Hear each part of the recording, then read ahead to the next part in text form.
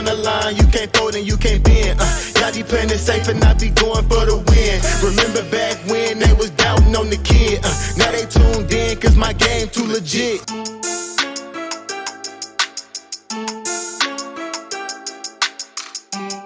What is going on, Headliner Nation? Jake and Kyle coming back at you today talking about tight ends, the football kind, Kyle. And this one, it's kind of tough to do, right? Because there's not very many tight ends that are worth a crap in fantasy football. There's like a handful. And after that, you're just playing craps, right? Because you never know what's going to happen with so many of these guys. There's guys that could finish top 5.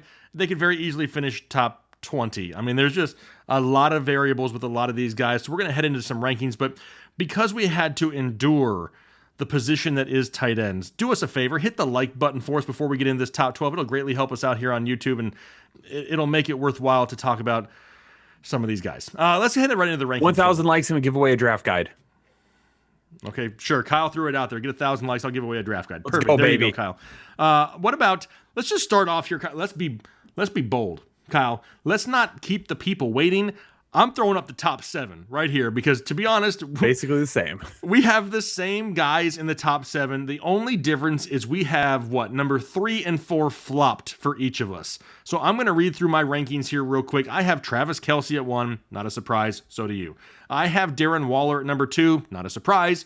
So do you. We have 3 and 4 switched. I have TJ Hawkinson as number 3 overall, where you have him at 4. And then I have George Kittle at number 4, who you have at 3. At 5, we're both going Kyle Pitts. 6, Mark Andrews. And 7, Dallas Goedert, because right now you better believe I'm feeling a little bit fancy, Kyle. But let's be honest. The top 2, really much of a discussion, probably shouldn't be. So we'll start at number 3 here briefly. TJ Hawkinson. When I broke down the safest tight end video, TJ Hawkinson came up in almost every damn metric. Like, this guy just needs more targets. And he's somebody who's averaging 100 targets a year. And if he gets that volume in an offense that really doesn't have a whole lot to work with in the passing game, he could be somebody that sees like 130 plus targets this year. An offense that lost Kenny Golladay and Marvin Jones. Yep. I mean, that's a huge loss right there where he could pick up a huge chunk of targets. So having Hawkinson above Kittle would be absolutely, like, I have absolutely no issues with that. The only reason I have Kittle a little bit higher right now is just because we've seen him perform at that high level before. Mm-hmm.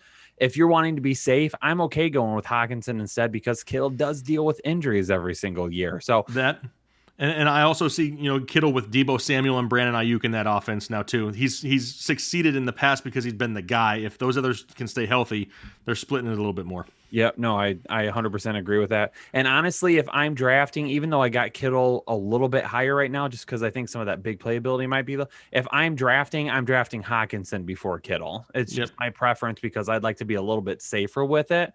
So that's just why I've got, the different mindset there. Safer and cheaper, right? Because you get him for a cheaper price. Yep, safer and cheaper.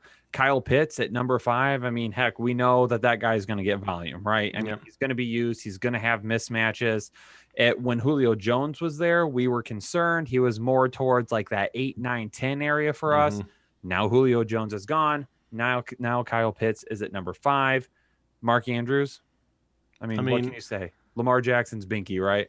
It is. The only reason I think that we both have him drop down a couple of spots is, for me, it's the addition of Rashad Bateman. Sammy Watkins, not so much because he'll be injured by week 3, but Rashad Bateman is somebody who could take away some red zone looks and maybe just limit some of the touchdowns for Mark Andrews. Yeah, no, 100%. That's exactly what's going to happen there. We know Lamar Jackson likes to take a look at him though, but that's why he's still going to be at number 6. Just like last year, I think we had him. I did at number 4. I can't remember where you had him. And Dallas Goedert, I'm expecting Zach Ertz to be traded still. He has to be at this point. Like, I mean, I don't understand what they're waiting for. I mean, I know there's a lot that goes into it, but there's no way that he could come back there, be welcomed with open arms, be happy and willing to produce. It's just a bad situation. He's got to be gone. So Dallas Goedert is someone who could see some huge volume as well. Number 8 is our first main difference. I have Logan Thomas at 8. You have him at 9. At 8, you have Noah Fant, who honestly, I love Noah Fant. I think that we may have slightly missed a window on Noah Fant because he wasn't able to stay on the field 100% of the time the past few years. And now that everybody's coming back and healthy, and the addition of Jerry Jeudy last year, he's got to share more targets with people, because if he was getting the lion's share of the volume, he could put up some crazy numbers. For Logan Thomas, everybody wants to say that Fitzmagic doesn't throw to his tight ends. Sorry, I did the research last year when Fitzmagic was the quarterback of the Miami Dolphins. Mike Gesicki was a top 10 tight end. So, yeah. So it's get happened. that argument out of here. It's happened. So that was just last year also. They're going to throw a lot. Like, they're going to throw a lot. And remember, Logan Thomas, we're not saying he's going to be Travis Kelce. We're not saying he's going to get 1,300 yards and 15 touchdowns. In order to finish inside the top 12 tight ends in fantasy football, you got to get like 600 yards, 50 receptions, and a handful of touchdowns. So back off. You ain't got to get a whole lot. You know what I mean? It's just, you don't need absurd numbers to get into this list here, and that's why we have Logan Thomas where we do. Number 9, I have Big Bob Tanyan. This is 100% reliant on Aaron Rodgers. But one thing I noticed with Big Bob Tanyan when doing some research, when he was targeted, he was basically standing alone. His target separation was like 2.6 yards last year. So he was like that kid. And I use this analogy in my tight end video. He's like on the field just waving his hands because he's wide open out there by himself. And Aaron Rodgers knows when to look for him. So as long as he's the quarterback, I'm pumped for Big Bob Tanyan. I have a new nickname for Big Bob Tanyan. Let's hear it. All right. So last year, right, uber efficient, scored a lot of touchdowns, and that's really where his fantasy points came from. We've got Bobby Trees for Robert Woods. Mm-hmm. For Robert Tanyan, we've got Bobby TDs. I don't like it. F me. I'm just messing with you. I mean, comment down below if you like it. If the people like it, we'll use it. If the people say, nah, I'll pass. We'll just see what they say. Anyway, about Robert Tanyan in the draft guide.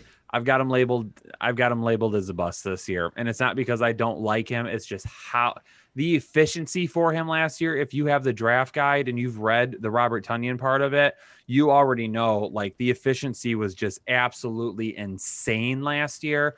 You've got Amari Rodgers added now. You still have Alan Lazard back. You still have MVS back. You've got Devin Funchess back now. You've got Aaron Jones to use in the passing game. You've got Devontae Adams still there. So for Robert Tanyan, it's just, if he doesn't match that efficiency of last year, he's probably going to be lower tight end 1 than higher tight end 1. Yep, agreed. That's where you have number 10 here. 10's where I have Noah Fant. Number 11, you have Tyler Higby, which is interesting because a lot of people are starting to ask about Tyler Higby in that offense in LA with Matthew Stafford. I have Gronk. Gronk is there for one reason, and it's Tom Brady. And they really started to get back on the same page again at the end of 2020. And even though Gronk's numbers are going to be lower as far as receptions and yardage, the touchdowns inside the red zone are still going to be there. We saw it in the playoffs, saw it in the Super Bowl, right? I mean, that's where Gronk excels, and Tom Brady's not going to just all of a sudden forget about him. That's why I got him number 11. Yeah, I mean, like you basically said last year with Gronk, the dude could trip and fall a couple of times into the end zone and become a tight end one. Only thing is OJ Howard being back. Like, that's... Are we going to see more 2 tight end sets? Are we going to see Gronk maybe come off the field a little bit more? Like, those things I'm not 100% sure about. That's why I'm going with Tyler Higby, because now we don't have any Gerald Everett to worry about. So I really believe Tyler Higby can kind of take that step forward. And those numbers we saw towards the end of 2019, where he really helped a lot of fantasy owners to championships, we're going to maybe see an entire season of that now. Yep, I like it. And the reason he's alone is because Gerald Everett's no longer there, who I have at number 12 now because he's in Seattle, and Russ likes his tight ends. We've seen the likes of Jacob Hollister and Will Dissly be a thing in Seattle. Just wait till he sees Gerald Everett as a potential target out there. This guy, in my opinion, come season then, if he's in the top 5, I will not be surprised. Like, it will not shock me at all. Do I think he's going to hit top 5? No, because otherwise he'd be in my top 5. But the potential is definitely there for him to be a top 12, a tight end 1 here in 2021. You have Irv Smith Jr. He's been somebody we've talked about a lot this offseason with the added potential now that there's no more Kyle Rudolph there in Minnesota. Yeah, I did a video on Irv Smith Jr. way back in the offseason, like right when we found out Kyle Rudolph was not coming back to Minnesota. And I gave you basically a large window where Irv Smith Jr.'s floor is probably like a tight end 14, but his ceiling is like tight end 4. Like, that's how insane his season could end up being.